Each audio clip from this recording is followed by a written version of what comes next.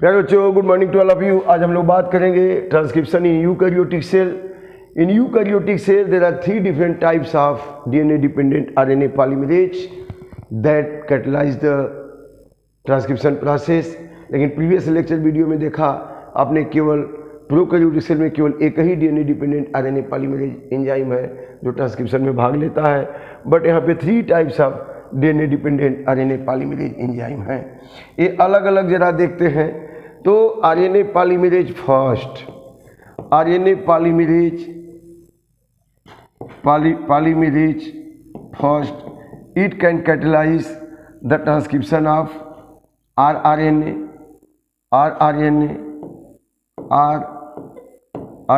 Ribosomal RNA. इसके बाद 28S RNA, इसके बाद 18S आरएनए, इसके बाद 5.8S आरएनए। तो RNA polymerase first RNA ribosomal RNA को, 28S आरएनए को, 18S आरएनए को, 5.8S आरएनए को ट्रांसक्राइब करेगा। ऐसे ही RNA polymerase second, RNA polymerase second transcribe the HN RNA. यहाँ पे जो बनेगा वो हेट्रोजीनस न्यूक्लियर आरएनए बनेगा। HN RNA, heterogeneous nuclear RNA, heterogeneous nuclear RNA. और फिर इसकी प्रोसेसिंग होगी तब मैच्योरियम आरएनए बनेगा। ऐसे ही RNA polymerase third, RNA polymerase third catalyse the transcription of transfer RNA. एक इसको कैटलाइज करेगा टीआरएनए, ट्रांसफर आरएनए। इसी को ट्रांसलेटर आरएनए कहते हैं, मॉड्यूलेटर आरएनए भी कहते हैं। इसके अलावा यह 5S आरएनए, इसके अलावा SN RNA, small nuclear RNA, small nuclear RNA को कैटलाइज करता है। तो यहाँ पर नीट एग्जाम में भी कई बार पूछा जा रहा है कि आरएनए पॉलीमरेज फर्स्ट किस आरएनए को ट्रांसक्राइब करेगा। तो आरएनए पॉलीमरेज फर्स्ट आरआरएनए माने ribosomal RNA, 28S RNA, 18S RNA, 5.8S RNA को, अलग अलग आरएनए को कैटलाइज करेगा। Polymerase second HN RNA, heterogeneous nuclear RNA. और फिर ये प्रोसेस होकर के तभी हमारे आरएनए बनेगा, तब प्रोटीन की सिंथेसिस होगी। और आरएनए पॉलीमरेज थर्ड, यह tRNA, 5S आरएनए और इसके अलावा SN स्मॉल न्यूक्लियर आरएनए को ट्रांसक्राइब करेगा। तो अभी हम लोग बात करेंगे यूकैरियोटिक सेल में कि how RNA polymerase second transcribe HN RNA, heterogeneous nucleus RNA, nuclear RNA. तो heterogeneous nuclear RNA how produce. Heterogeneous nuclear RNA में जनरली इंट्रॉन और एक्सॉन 2 पार्ट होते हैं और प्रोसेसिंग करके इंट्रॉन को हटाया जाता है। तो जरा देखते हैं यहाँ पर किस तरह से होता है जो ट्रांसक्रिप्शन का प्रोसेस है इन यूकैरियोटिक सेल। तो यहाँ पर ट्रांसक्रिप्शन के लिए जो डीएनए हमारा है, डीएनए, यह जो डीएनए है, सपोज कर लीजिए कि 3 to 5, तो यहाँ पे दूसरा वाला होगा क्या, 5 to 3 पोलैरिटी में। तो जो हमारा आरएनए पॉलीमरेज है वो पहले बाइंड नहीं होगा, पहले यहाँ पे एक प्रोमोटर रहेगा। तो यहाँ पे पहले एक प्रोमोटर बाइंड हो गया। ये प्रोमोटर, इसको क्या कहेंगे हम, इसको कहेंगे प्रोमोटर। प्रोमोटर यह बाइंड हो गया, इसको इनिशिएटर भी कहते हैं, प्रोमोटर भी कहते हैं। और प्रोमोटर कहाँ बाइंड है, 5 एंड ऑफ जो कोडिंग स्टैंड, यह टेम्पलेट स्टैंड है। 3 to 5 वाला यह स्टैंड क्या है, टेम्पलेट स्टैंड है, टेम्पलेट स्टैंड है। इसी स्टैंड से, इसी स्टैंड के बेस के हिसाब से ये हमारे लिए बनेगा। और यह प्रोमोटर है। और जैसे ही ये प्रोमोटर बाइंड हो जाएगा तो यहाँ पर यह जो है, यहाँ पर जो है एक आकर के क्या बाइंड होगा, यहाँ पर आरएनए पॉलीमरेज सेकेंड बाइंड होगा। तो अगले स्टेप में हम देखते हैं कैसे होता है। अगले स्टेप में ये हेलिक्स थोड़ा खुल जाती है, ये हेलिक्स थोड़ा खुल जाएगी और खुलने के बाद यहाँ पर यह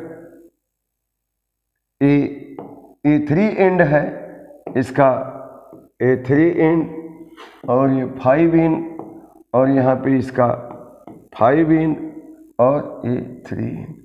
तो इसके 5 एंड पे हमने बताया कि यहाँ पे प्रोमोटर है, ये प्रोमोटर लगा है और यहाँ पर एक टर्मिनेटर लगा होगा।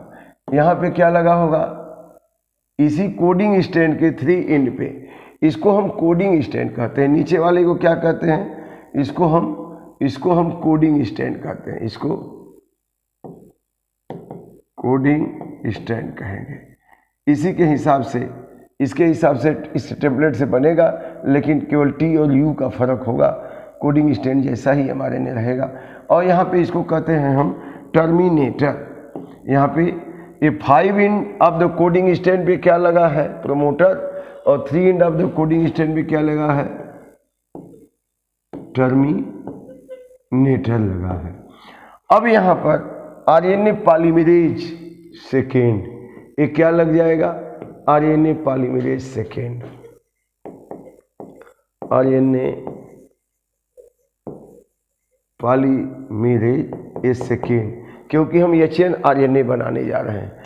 अब जो प्रोमोटर है इनिशिएट करेगा RNA polymerase second, this is will start the polymerising the HN RNA according to base sequence of template stand. ये जो 3 to 5 वाला है, इसके टेम्पलेट स्टैंड के हिसाब से ये पॉलीमराइजेशन शुरू कर देगा।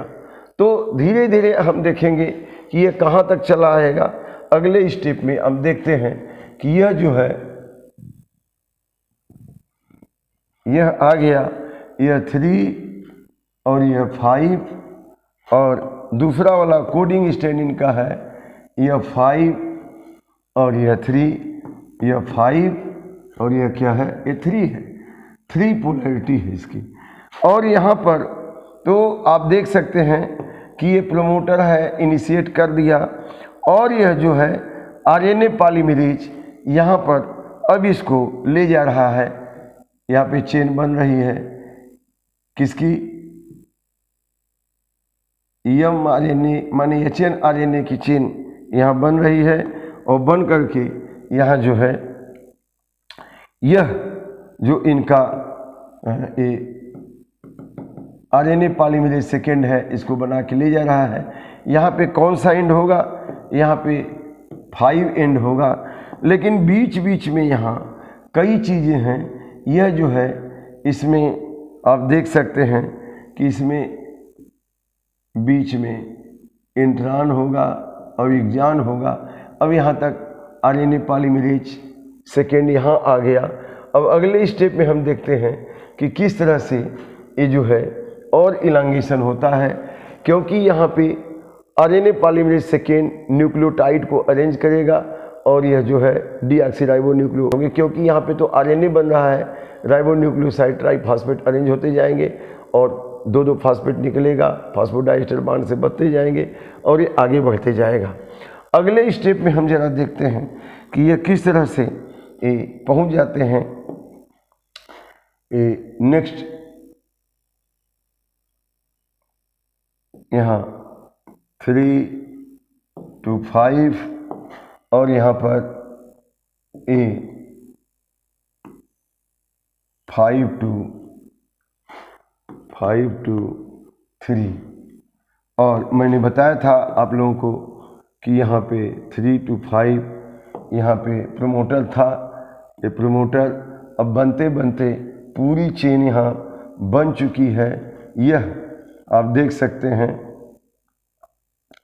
कि यह जो है इस तरह से यह आ गई यहाँ तक, और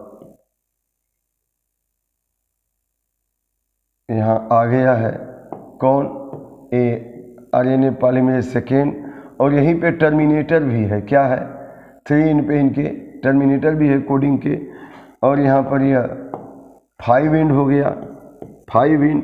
लेकिन यह जो आरएनए बन रहा है यह सिंपल आरएनए नहीं है, यहाँ बीच बीच में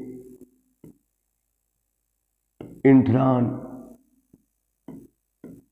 बीच बीच में इंट्रॉन यहाँ पे है, और एक्जान इंट्रॉन, ये इनके बीच बीच में इंट्रॉन और एक्जान है।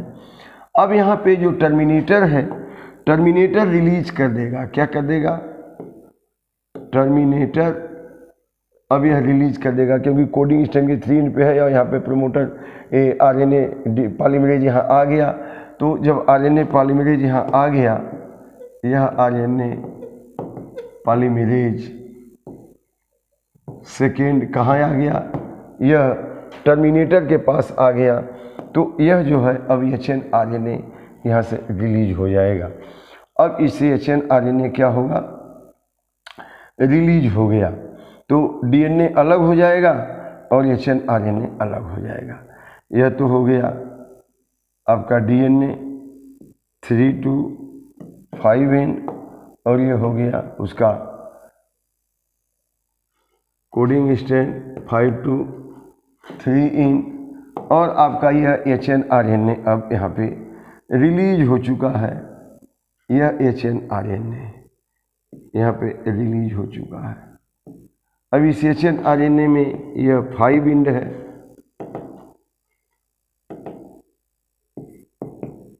एचएन आरएनए में ये कौन सा एंड है, 5 एंड, और कौन सा एंड है, ये 3 एंड है, और बीच बीच में इसमें क्या है,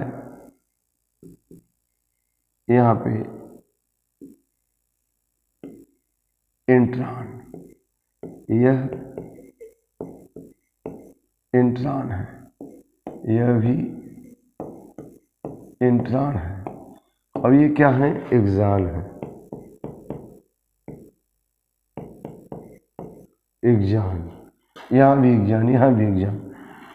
तो बच्चों यह जो है एचएन आरएनए बन गया, क्या बन गया, HN RNA, heterogeneous nuclear RNA. अब ये मैच्योर आरएनए नहीं है, अब इसकी प्रोसेसिंग होगी।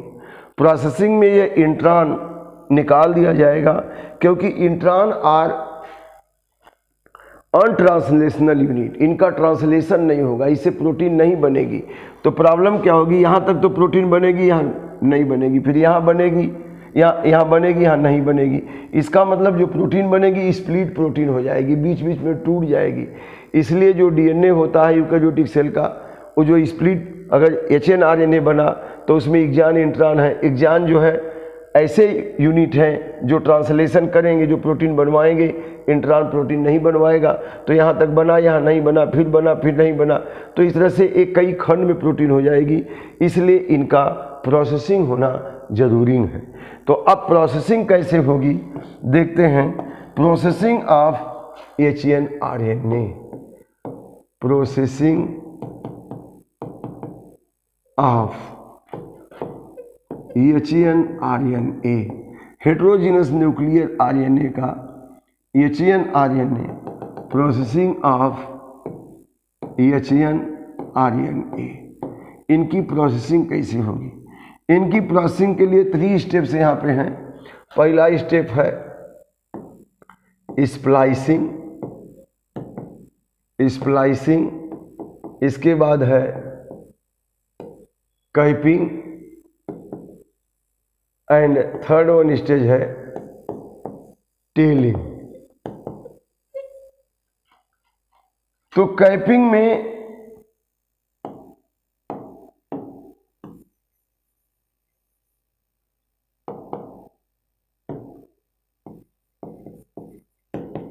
कैपिंग और टेलिंग। अब यहाँ पे हम लेते हैं एचएन आरएनए को, देखते हैं किस तरह से स्प्लाइसिंग होती है। सपोज कर लीजिए कि यहाँ पे हमारा ये एचएन आरएनए है। अब यहाँ पे 5 एंड है, यहाँ पे 3 एंड है। तो यहाँ पे बीच बीच में क्या है, एक्सान, ये इंट्रान है, ये इंट्रान है और ये एक्सान है। ये क्या है? एक्सान, ये भी एक्सान, ये भी एक्सान, और ये क्या है? इंट्रान। ये भी क्या है? इंट्रान। तो जैसा मैंने बताया कि intron is untranscriptional unit, इंट्रान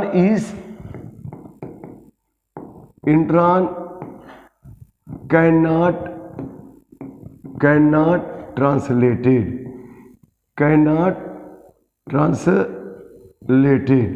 but exon can translated, एक्सान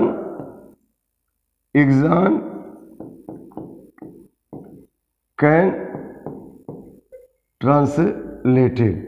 तो इस पार्ट से प्रोटीन बनेगी, लेकिन इस पार्ट से प्रोटीन नहीं बनेगी। तो जिस पार्ट से प्रोटीन, सपोज यहाँ प्रोटीन बनी, यहाँ नहीं बनी, बनी नहीं बनी, तो अब एक स्प्लिट प्रोटीन बन जाएगी, टुकड़े टुकड़े में बन जाएगी। एक कंप्लीट प्रोटीन बनाने के लिए यह जरूरी है कि इनको बाहर निकाल दिया जाए। तो स्प्लाइसिंग की प्रक्रिया में क्या होगा?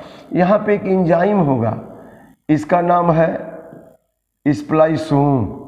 यहाँ पे एक एंजाइम लग जाएगा, उसका नाम है स्प्लाइसोम। इस एंजाइम का नाम है स्प्लाइसोम। स्प्लाइसोम एंजाइम किससे लग गया? इंट्रान से। इसको कट करके निकाल देगा। जब इसको कट करके निकालेगा तो ये कैसा हो जाएगा? आप देख सकते हैं कि ये हट गया, तो ये तीनों एक्सान एक क्रम में आकर के जुड़ जाएंगे। अब ये तीनों एक्सान क्या करेंगे?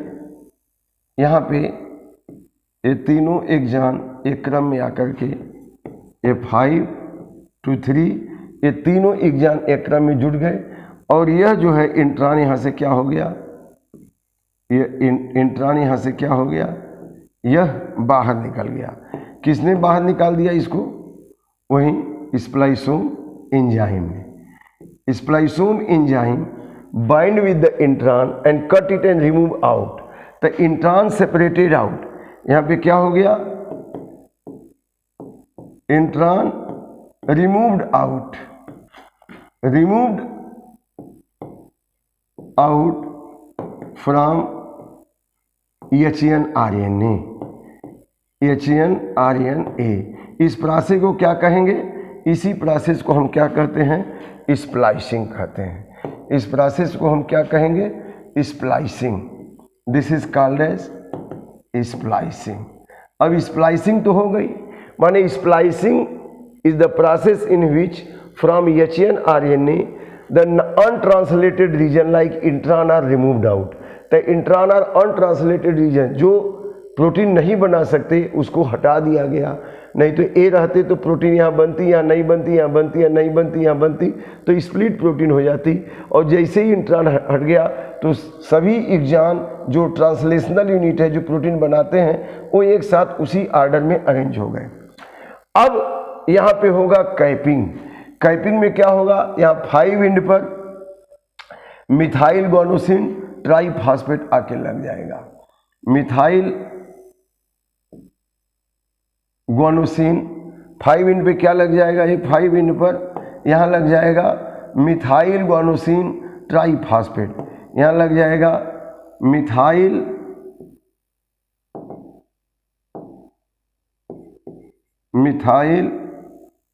Guanosine triphosphate. Methyl guanosine triphosphate यहाँ पे लग जाएगा PPP। मिथाइल गुआनोसिन ट्राइफॉस्फेट लग गया। इस प्रोसेस को क्या कहते हैं? कैपिंग कहेंगे। इसको क्या कहेंगे? कैपिंग। इस प्रोसेस को हम कहेंगे कैपिंग। मिथाइल गुआनोसिन ट्राइफॉस्फेट लग गया 5 एंड पर, और यहाँ पे क्या लग जाएगा? Adenylate molecule, poly adenylate molecule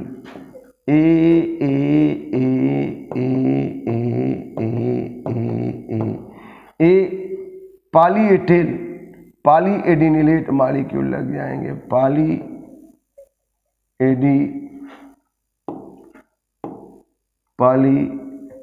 एडिनिलेट molecule, ये कितने होंगे? 200 से 300 मॉलिक्यूल से लग जाएंगे। अब इस प्रोसेस को 3 पे आके लग गए। अब इसको हम क्या कहेंगे? टेलिंग, माने टेल बन गई, टेलिंग। तो जो अभी यूकैरियोटिक सेल में जो ट्रांसक्रिप्शन हुआ, जो आरएनए बना वो मैच्योर नहीं था, एचएन आरएनए था। और इसकी प्रोसेसिंग हुई, तो प्रोसेसिंग में स्प्लाइसिंग, कैपिंग एंड टेलिंग। तो स्प्लाइसिंग में क्या हुआ? जो उसमें इंट्रान थे, अनट्रांसलेटेड रीजन थे एचएन आरएनए में, उसको स्प्लाइसिंग के द्वारा, स्प्लाइसोम एंजाइम के द्वारा कट के निकाल दिया गया। एक जान सारे आपस में जुट गए। 5 to 3 जो है ये हमारे ने, लेकिन यहाँ पे यह मिथाइल गुआनोसिन ट्राइफॉस्फेट 5 पर लग गया, इसको कैपिंग कहेंगे। और यहाँ पे 3 पे पॉली एडिनिलेट मॉलिक्यूल लग गए, अब इसको क्या कहेंगे? टेलिंग कहेंगे। अब यहाँ आपका ये क्या बन गया? मैच्योर mRNA, यह मैच्योर mRNA बन गया। अब यह कंप्लीट प्रोटीन बनाएगा। कंप्लीट प्रोटीन का मतलब जो भी प्रोटीन बनेगी कंप्लीट बनेगी इस mRNA के कोडान से। लेकिन यह कंडीशन थी, इसमें कंप्लीट नहीं बनती। इसमें क्या होता? बीच बीच में प्रोटीन यहाँ बनती या नहीं बनती, यहाँ बनती या नहीं बनती। इसीलिए इंट्रान को हटाना। जो अब नीट में पूछा जाएगा कि which one part of the HN RNA is remain untranslated, तो कौन सा पार्ट अनट्रांसलेटेड रह गया? इंट्रान वाला पार्ट अनट्रांसलेटेड होगा और एक्जान वाला पार्ट ट्रांसलेटेड होगा। तो इसीलिए इंट्रान को निकालना जरूरी होता है। इस तरह से आपने देखा, एक बार देख लेते हैं।